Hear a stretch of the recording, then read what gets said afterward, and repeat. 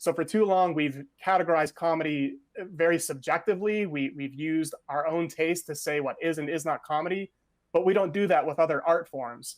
We might not like a painting hanging in a museum, but we wouldn't deny that it is a painting, right? We tend not to use that taste-based distinction in other art forms. But for so long, especially in political comedy, we've used our taste to say, no, Jon Stewart is funny because I agree with him. Steven Crowder is not because he's just angry all the time, right? Or Donald Trump is just being vicious or mean or angry. And that's absolutely true, but he is also trying to be funny for his audience. What do you think the danger is in not recognizing that on the left?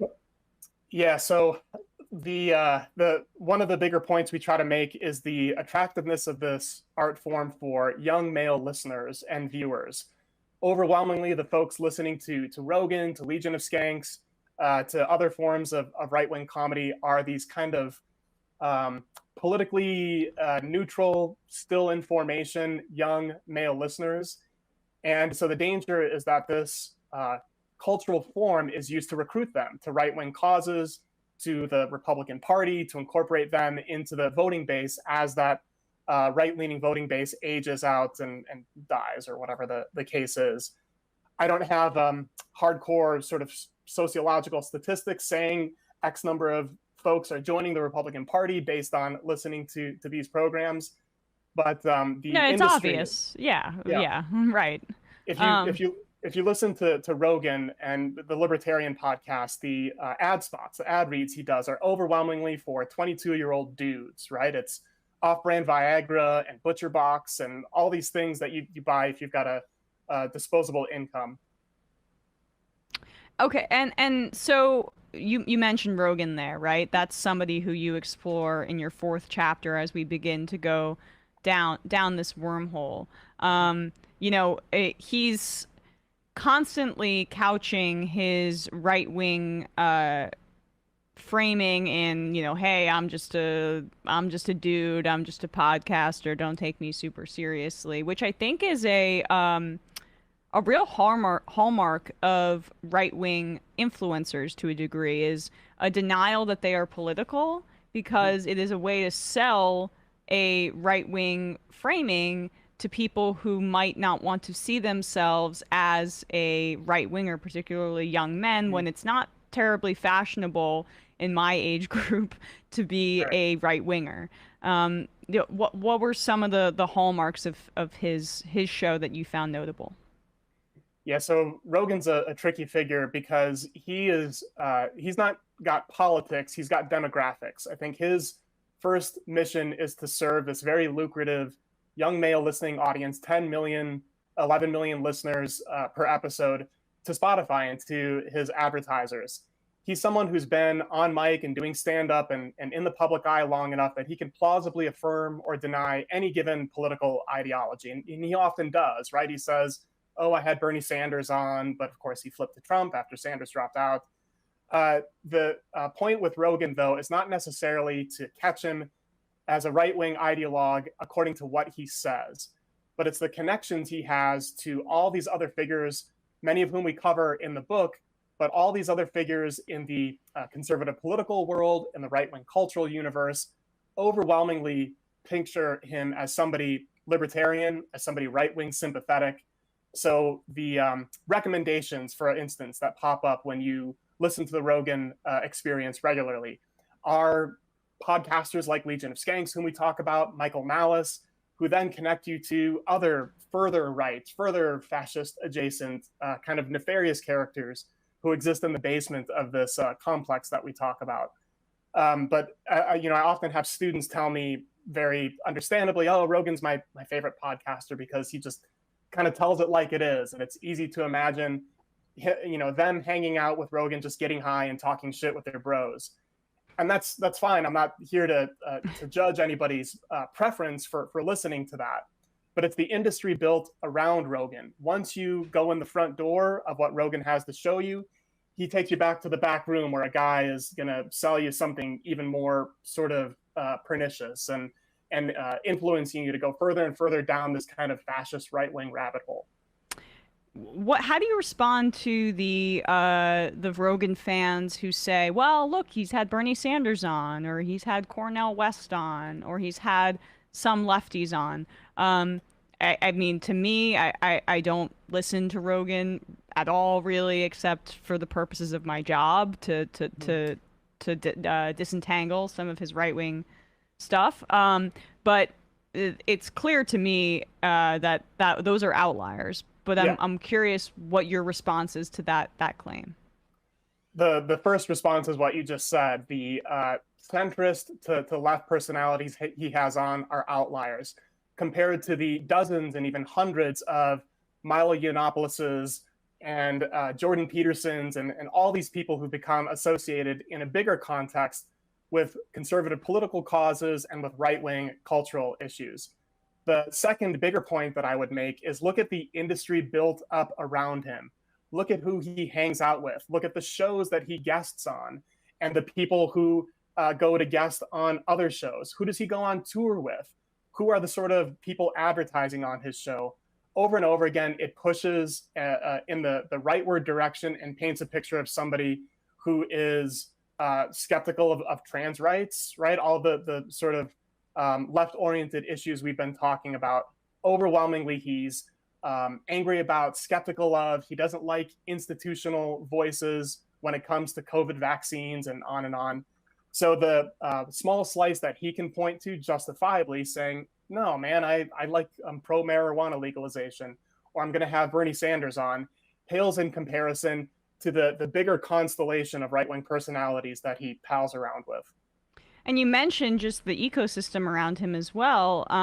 Like Jordan Peterson, you could really draw a line to his career trajectory now as a almost exclusively anti-trans contributor to the Daily Wire, as a function of Rogan's platforming. I mean, that was very huge instrumental to his rise.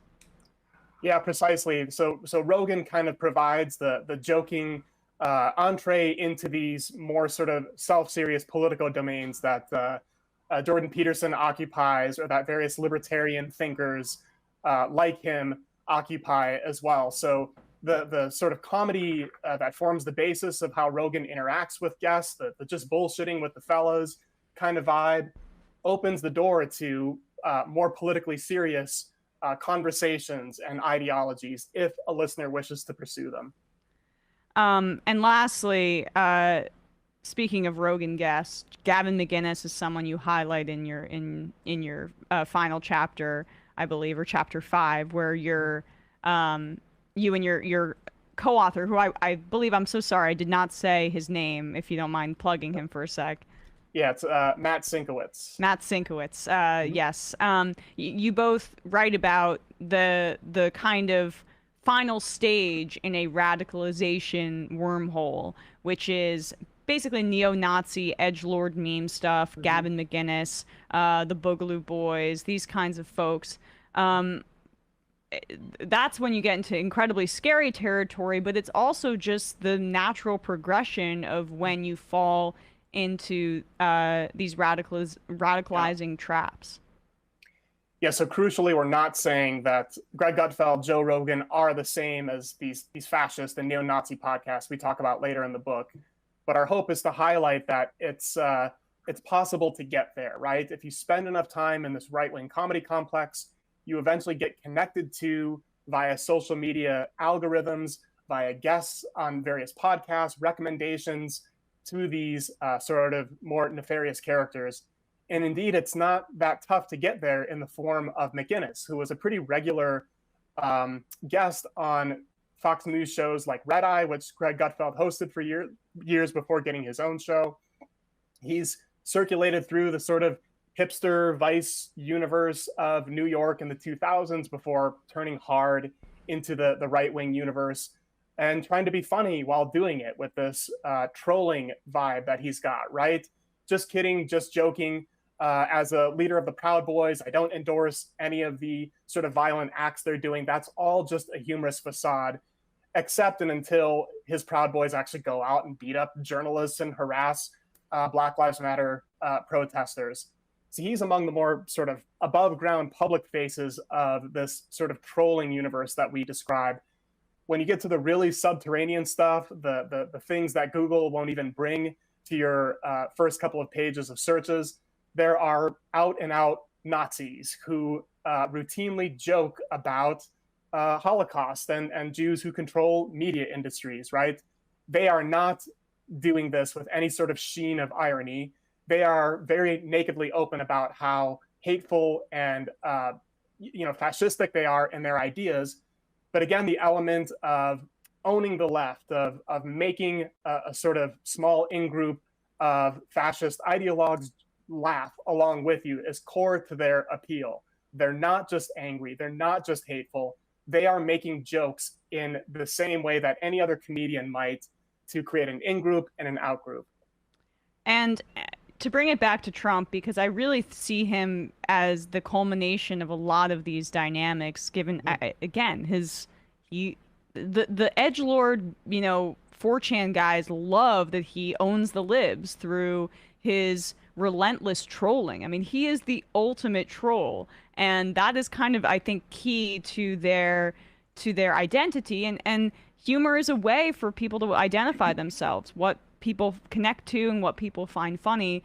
And Steve Bannon, recently convicted Steve Bannon, found this to be a really a way to radicalize young men, essentially. Through Gamergate, he understood that there were a group of online men who found solace in forums and found solace in this kind of edgy comedy. And so that all ties together, in my opinion, to build a young, alt-right, angry base of largely white male right-wingers that becomes a very dangerous situation. And we see their influence on mass shooters.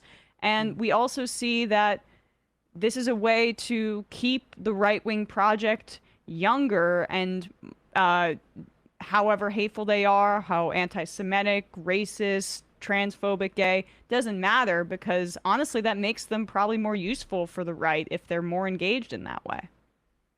That's totally right. The Bannon radicalizing gamers example is a great sort of analog to what we view potentially happening with comedy. It's a very online form of discourse, so folks engaging in it don't ever really have to suffer the real world consequences or meet the objects of their joking derision.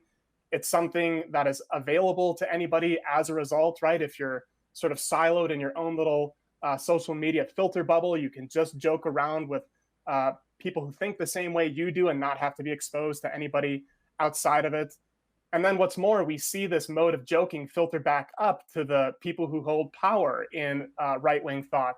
I'm forgetting the conference, y'all talked about it on the show earlier this week, where Ted Cruz and Matt Gaetz came out. Turning Points USA. Turning Point, the Charlie Kirk conference. So, that whole sort of, they had like pro wrestler introductions, and they were trying to make jokes, right? They were trying to be funny because they knew that they were at a gathering of mostly young white men, and that was the sort of mode of discourse that would resonate with them.